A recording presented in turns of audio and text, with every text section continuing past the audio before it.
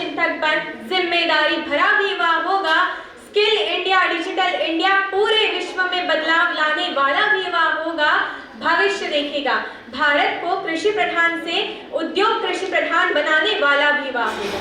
मैं कोड क्रमांक 45 यहाँ उपस्थित सभी माननीय मान्यवरों को तथा यहाँ उपस्थित सभी सामर्थ्यशील युवा शक्ती को सहृदय से प्रणाम करती हूँ। येत्या नवा युगाचा निर्धार बोलतोय मी युवा, इस विषय पर कुछ विचार अभिव्यक्ति हेतु उपस्थित हूँ। हम सब वही युवा हैं जो आने वाले भारत के भविष्य के लिए डॉक्टर, इंजीनियर, खिलाड़ी, अफसर, नेता, अभिनेता बनकर इस राष्ट्र का निर्माण करेंगे।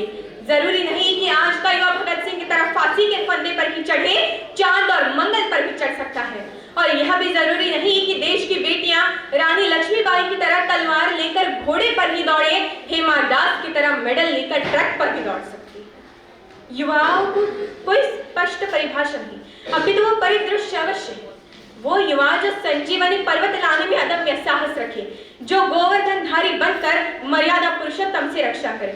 हम युवाओं को आजादी की लड़ाई में अपना योगदान देने का सौभाग्य प्राप्त नहीं हुआ, लेकिन आज आवश्यकता है अपनी शक्ति को पहचानने की, क्योंकि हमारे प्रेरणा स्रोत स्वामी विवेकानंद जी कहा करते थे कि यदि मुझे 100 ऊर्जावान युवा मिल जाए तो मैं इस देश की दशा व दिशा दोनों बदल कर रख सकता हूँ।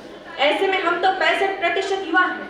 हमारे लिए क्या कठिन, बस आवश्यकता है जामवंत की भूमिका निभाने वाले ऐसे मंचों की। बस आवश्यकता है प्रत्येक युवा को ये जानने की कि वो क्या कर सकता है।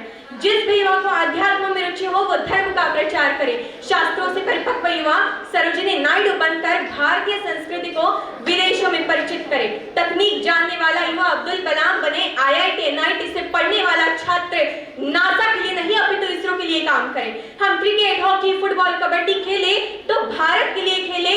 यदि कोई हेमा दास दौड़कर नारी सशक्तिकरण का उदाहरण देती हुई स्वर्ण जीते तो वो भारत के लिए जीते। हमारे गांव के युवा आगे आए और देश हित में नीरज चोपड़ा की तरफ भाला फेंके। रचनाएं ऐसी रची जाए कि साहित्य का नोबेल भारत को प्राप्त हो। हम शिष्टाचार युवक बनाए कि जापान से पहले भारत का नाम हो। जो युवा दौड़ सकता है वो दौड़े, जो चल सकता है वो चले, जो रेंग सकता है वो रेंगे, परंतु अपने कर्तव्यों का निर्वहन अवश्य करे। युवा की कलम भविष्य लिख सकती है और युवा का संकल्प इतिहास बदल सकता है।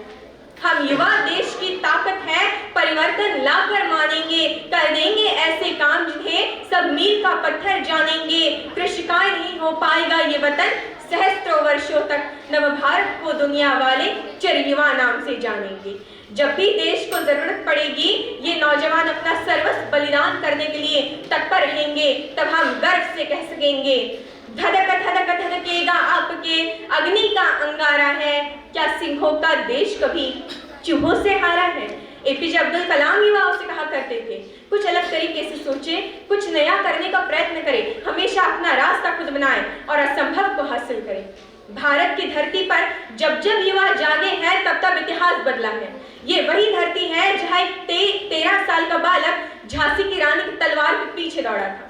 ये वही धरती है जहाँ 23 साल के भगत सिंह ने फांसी के फंदे पर हंसकर भारत माता की जय बोला था।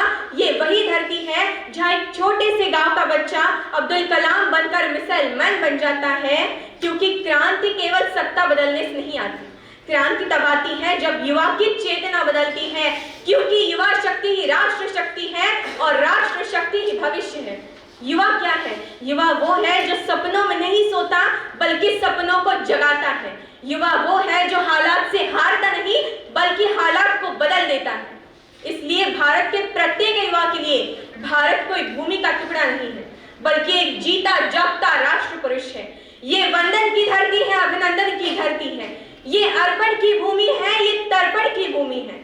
यहाँ की नदी नदी हमारे लिए गंगा है, यहाँ का कंकर हमारे लिए शंकर है। हम जिएंगे तो इस भारत के लिए और मरेंगे तो इस भारत के लिए, और मरने के बाद भी गंगा जल में बहती हुई हमारी अस्थियों को कोई कान लगा के सुनेगा तो एक ही आवाज